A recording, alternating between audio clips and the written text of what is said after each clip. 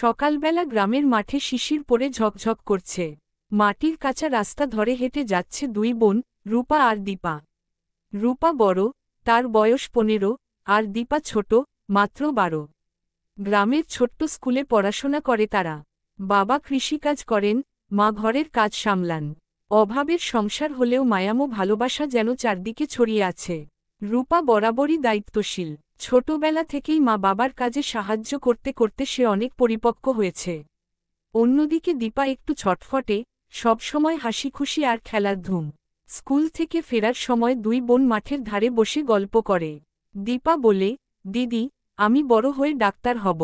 আমাদের গ্রামে কত মানুষ অসুস্থ থাকে, কিন্তু ডাক্তারই আসে না ঠিকমতো।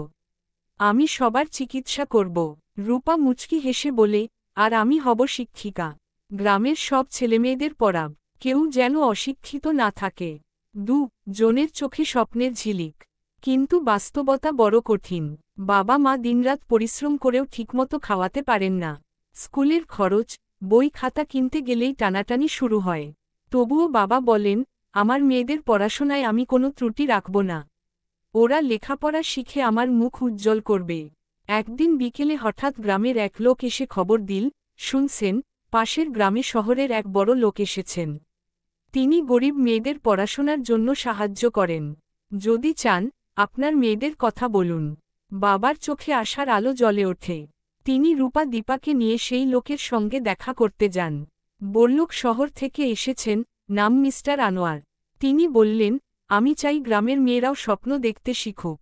তোমাদের মেয়েরা যদি ভালো পড়ে, আমি তাদের পড়াশোনার খরচ দেব। বাবা মা খুশিতে ভরে ওঠেন। কিন্তু শর্ত হল, পড়াশোনায় মনোযোগ থাকতে হবে, ভালো ফল করতে হবে। সেই থেকে দুই বোনের জীবন যেন অন্যরকম হয়ে যায়। তারা আরও মনোযোগ দিয়ে পড়তে শুরু করে। স্কুলের শিক্ষক শিক্ষিকারা তাদের উৎসাহ দেন। রূপা পড়াশোনার পাশাপাশি বাড়ির কাজও দেখে। দীপা কখনো কখনো দিদির পাশে বসে পড়ে, কখনো মাঠে ছোটাছুটি করে। তবে মনের ভিতর তাদের একই স্বপ্ন, এই অভাবের গ্রামকে একদিন তারা বদলে দেবে। একদিন স্কুলে বার্ষিক পরীক্ষার ফল বের হল। রূপা প্রথম, আর দীপা তৃতীয়। শিক্ষক শিক্ষিকারা তাদের প্রশংসায় ভরিয়ে দিলেন। বাবা মার চোখে আনন্দের জল। কিন্তু সুখ যেন বেশিদিন থাকে না। হঠাৎ মা অসুস্থ হয়ে পড়লেন। ডাক্তার বলল, শহরে নিয়ে যেতে হবে, না হলে বিপদ। কিন্তু টাকার ব্যবস্থা নেই। রূপা বাবার পাশে দাঁড়িয়ে বলল, বাবা, তুমি চিন্তা করো না। আমি সেলাইয়ের কাজ শিখেছি, পাশের গ্রামের মাসিমার কাছে। আমি কাজ করব। বাবা কিছু বলতে পারেন না।